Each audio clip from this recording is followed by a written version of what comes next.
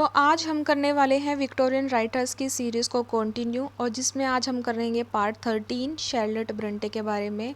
इससे पहले 12 पार्ट आ चुके हैं, मींस हम 12 राइटर्स पहले कर चुके हैं।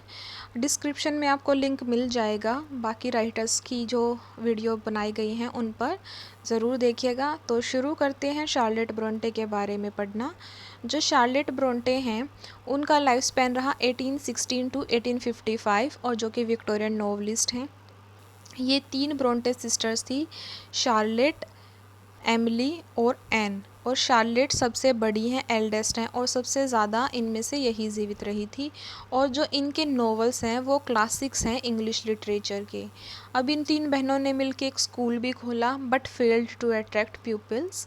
और इसके बाद इन्होंने लिखना शुरू किया और इन्होंने अपने नेम्स चेंज कर लिए थे, स्यूडो नेम्स रखे थे इन्होंने अपने। क्यूरर, एलिस और एक्टन बेल, ये मेल स्यूडो नेम्स हैं। जो इनका पहला नोवेल था वह था द प्रोफेसर, बट वह पब्लिशर्स के द्वारा रिजेक्ट कर दिया गया था, इसलिए यह पब्लिश नहीं हुआ था। इसलिए जो जेन आयर, जो कि इनका लिखा गया तो सेकंड नोवेल है बट फर्स्ट पब्लिश्ड नोवेल है। और जो यह नोवेल है 1847 में 1847 में पब्लिश हुआ था। And this novel trace the life of intelligent Jane Eyre from her traumatic childhood to adulthood. और इस नोवेल में हम देखते हैं कि यह जो नोवेल है यह ट्रेस करता है जेन आयर की लाइफ को, जो कि इंटेलिजेंट लड़की है, उसके बचपन से लेकर एडल्टहुड तक। Charlotte wrote about the protagonist of the novel, I will show you a heroine as plain, as small as myself.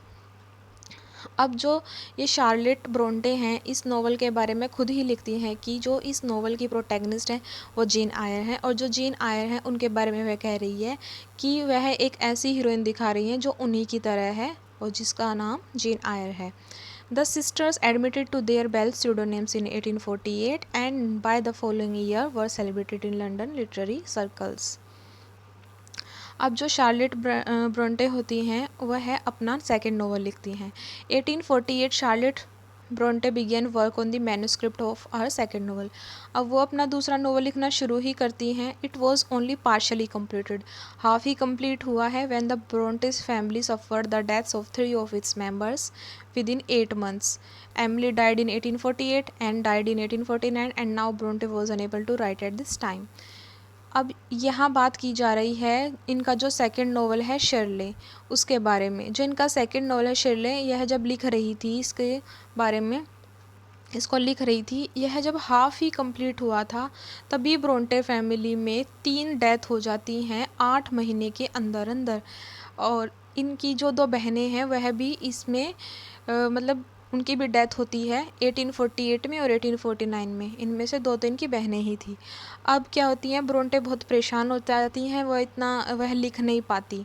But जो एन होती है उसकी डेथ के बाद इन्हें बहुत ज़्यादा दुख महसूस होता है, तो उस दुख से डील करने के लिए यह दोबारा लिखना शुरू करती हैं। After Anne's death Bronte resumed writing as a way of dealing with her grief. Shirley published in 1849, और इसके बाद 1849 में जब यह पब्लिश कराती हैं शिरले।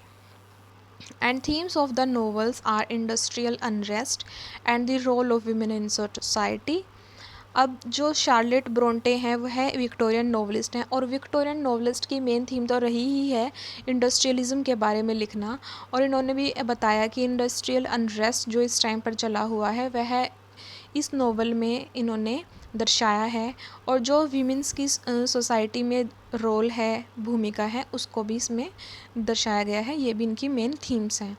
अब जो ब्रोंटे है वह सप्रेस्ड करती हैं एन के जो सेकंड नोवेल है the tenant of Wildfell Hall को, के रीपब्लिकेशन को। सप्रेस्ड होता है दबाना। शार्लेट ब्रोंटे अब थर्ड नोवेल लिख रही हैं, ये देखते हैं हम। जो विलेट है इनका तीसरा नोवेल है जो 1853 में अपीयर्ड होता है। Charlotte Bronte was the last to die of all her siblings. ये बात मैंने आपको वीडियो के शुरू में भी बताई थी कि शार्लेट ब्रोंटे अपने जो इनके सिबलिंग्स थे, भाई बहन थे, उनमें से यह सबसे ज़्यादा जीने वाली थी। इनकी जो 3 बहनें थी, ये 3 बहनें थी, इनकी दोनों बहनें पहले ही डेथ हो जाती है, एमिली की 1848 में और एन की 1849 में। She became pregnant shortly after her marriage in June 1854 but died on 31st March 1855, almost certainly from hyperemesis gravidarum, a complication of pregnancy which causes excessive nausea and vomiting। अब 1853 में इनका novel आता है विलेट, और यह Charlotte Bronte हैं जो अपनी इन तीनों बहनों में से यह सबसे ज़्यादा लास्ट तक जीती हैं इन अपनी बहनों के साथ कंपैरिजन में। और जो विलेट है यह एक स्टोरी है, एक लड़की लव में पड़ जाती है, बट ऐसे लड़के के साथ, आदमी के साथ लव में पड़ती है जिससे वह शादी नहीं कर पाती, और इसमें हम नॉस्टैल्जिया की थीम देखते हैं। और जो ये शार्लेट ब्रोंटे होती हैं ये 1854 में प्रेग्नेंट हो जाती हैं, बट ये ना 1855 में इनकी डेथ हो जाती है, क्योंकि ना प्रेगनेंसी में ना इनको बहुत ज़्यादा नोशिया और वोमिटिंग हुई थी, और इस वजह से इनकी डेथ हो जाती है। Thank you.